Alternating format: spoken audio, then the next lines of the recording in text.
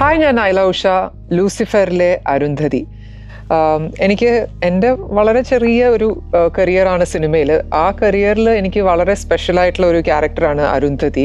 കാരണം ലൂസിഫർ എന്ന സിനിമ അത്ര വലിയൊരു ഇമ്പാക്റ്റ് ഉണ്ടാക്കിയ സിനിമയാണ്. ഒരുപക്ഷെ ലോകത്തെ എല്ലാവരും, മലയാളികൾ മാത്രമല്ല, ഒരുപാട് പേര് കണ്ടിട്ടുള്ള സിനിമയാണ്. സോ കേരളം വിട്ട് പുറത്തേക്ക് പോകുമ്പോൾ എന്നെ ഏറ്റവും കൂടുതൽ ആളുകൾ ഐഡൻറ്റിഫൈ ചെയ്യുന്നത് ലൂസിഫറിലെ ഈ അരുന്ധതി എന്ന കഥാപാത്രത്തിലൂടെയാണ്. പിന്നെ ഈ സിനിമയ്ക്കകത്ത് ലാലേട്ടനുമായിട്ടുള്ള എൻ്റെ ഒരു ഫസ്റ്റ് വർക്കിംഗ് എക്സ്പീരിയൻസ് ആണ്. അപ്പോൾ അങ്ങനെ കുറേ റീസൺസ് കൊണ്ട് ലൂസിഫർ എനിക്ക് വളരെ സ്പെഷ്യലായിരുന്നു. Now talking about the character of the movie Lucifer, Arundhati വളരെ ബോൾഡ് ആയിട്ടുള്ള, ഇൻ്റലിജൻ്റ് ആയിട്ടുള്ള, ഇന്നത്തെ പൊളിറ്റിക്സിൻ്റെ ഒരു ബാക്ക്ഗ്രൗണ്ടിൽ പറയുന്ന കഥയാണല്ലോ ലൂസിഫർ.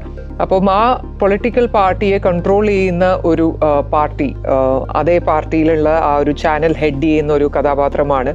അപ്പം അത്ര തന്നെ സ്പേസ് ഉണ്ടായിരുന്നു ആ ഒരു കഥാപാത്രത്തിന് ലൂസിഫറിലും.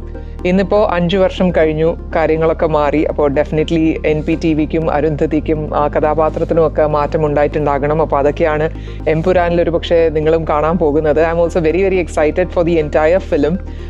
കാരണം ഞാൻ 2024 എന്ന വർഷത്തിൽ ഞാൻ ആകെ ചെയ്ത ഫിലിം എംപുരാനാണ്. So it was so much of fun going back to that set and it was about reliving all that memories that I had during the Lucifer shoot.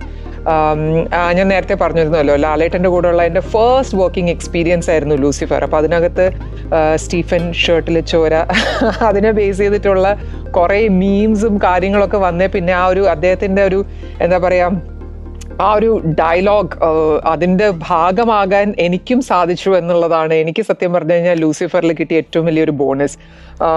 And അദ്ദേഹത്തിൻ്റെ ഒരു അഭിനയിക്കുമ്പോൾ ഒക്കെ സൈഡിൽ നിന്നൊക്കെ ഒന്ന് കാണാൻ പറ്റുക എന്നൊക്കെ ഉള്ളത് പോലും എനിക്കൊരു വലിയ എക്സ്പീരിയൻസ് ആയിരുന്നു. So looking forward to it.